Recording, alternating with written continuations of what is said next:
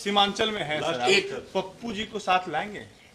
अब बिहार और कोई सवाल होगा तो पूछा जाए। सर लालू जी और कोई सवाल होगा तो पूछा जाए। और कोई हम या लालू जी थोड़ी निर्णय लेंगे। निर्णय लेने वाले तो जितने अलायंस पार्टनर के सभी दल के लोग हैं उनको निर्णय लेना है, उसमें हम लोग भी पार्ट हैं।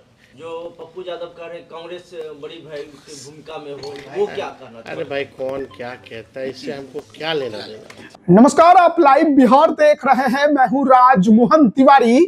आगामी विधानसभा चुनाव 2025 को लेकर बिहार के नेता प्रतिपक्ष तेजस्वी यादव इन दिनों यात्रा पर निकले हुए हैं। अपने चौथे चरण की यात्रा में अब वो सीमांचल दौरे पर हैं। बीते दिन किशनगंज थे तो अब पूर्णिया पहुंच गए। पूर्णिया में अपने तमाम कार्यकर्ताओं और समर्थकों के साथ बातचीत की और आने वाले चुनाव को लेकर रणनीति भी तैयार की। किन योजनाओं के सहारे वो चुनावी मैदान में कूदने जा रहे हैं, इस पर भी पूरी बात बताई।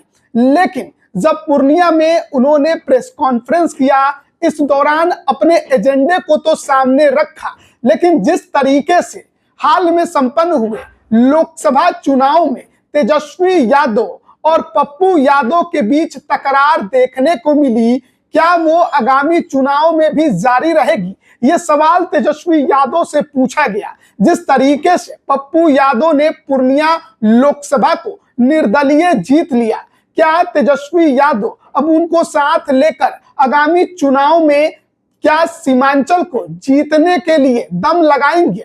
क्या पप्पू यादव को तेजस्वी यादव साथ लेने के बारे में सोच रहे हैं?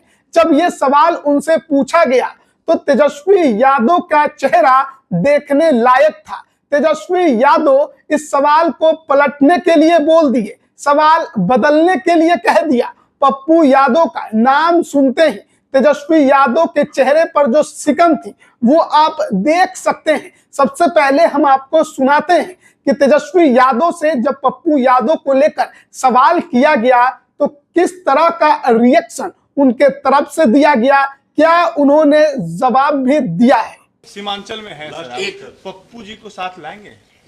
अब बिहार और कोई सवाल होगा तो पूछा जाए। सर लालू जी और कोई सवाल होगा तो पूछा जाए। लालू जी था कि जो इंडिया गठबंधन है उसका नेतृत्व तो ममता बनर्जी के हाथों में देना चाहिए, आप क्या राय? पत्रकार भाई ने सवाल पूछा कि दिया जाना चाहिए नहीं दिया जाना चाहिए, तो लालू जी ने क्या देने में क्या हर्ज है। लेकिन ये बात तो सब लोग मिलकर के ही ना डिसाइड करेंगे कि कौन नेतृत्व करेगा, और नेतृत्व करने की बात कहाँ है, कन्वीनर कौन बनेगा, चेयरमैन कौन बनेगा।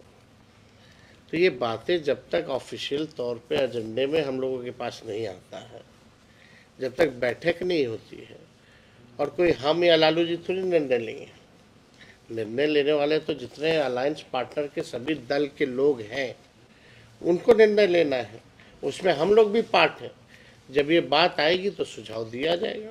हाँ बता। बिहार में जो चुनाव होंगे तो किसके, जो पप्पू यादव कह रहे हैं कांग्रेस बड़ी भाई की भूमिका में हो, वो क्या करना चाहिए? अरे भाई कौन क्या कहता है, इससे हमको क्या लेना देना। अच्छा, अमित शाह जी हमको तो अपने काम को करना है।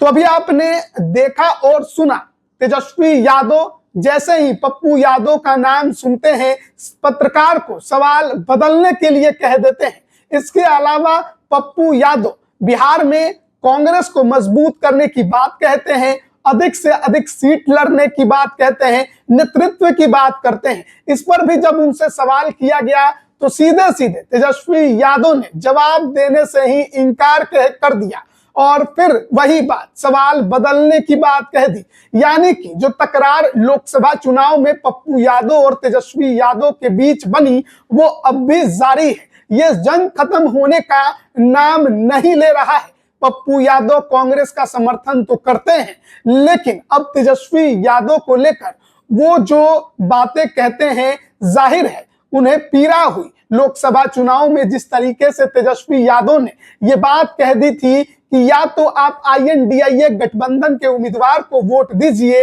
या फिर NDA को दे दीजिए, लेकिन किसी तीसरे को मत दीजिए। शायद ये बात अभी भी पप्पू यादव के दिल में घर कर गई है। ना ही पप्पू यादव अब तेजस्वी यादव के पक्ष में नजर आते हैं और ना ही तेजस्वी यादव पप्पू यादव का नाम ही सुनना पसंद करते हैं। ऐसे में देखना बड़ा दिलचस्प होगा कि आगामी 2025 विधानसभा के चुनाव में सीमांचल के रण को तेजस्वी यादव कैसे जीतेंगे, क्योंकि एक तरफ पहले से ही 20 के चुनाव से ही AIMIM उनके सामने बड़ी चुनौती बनकर खड़ी है।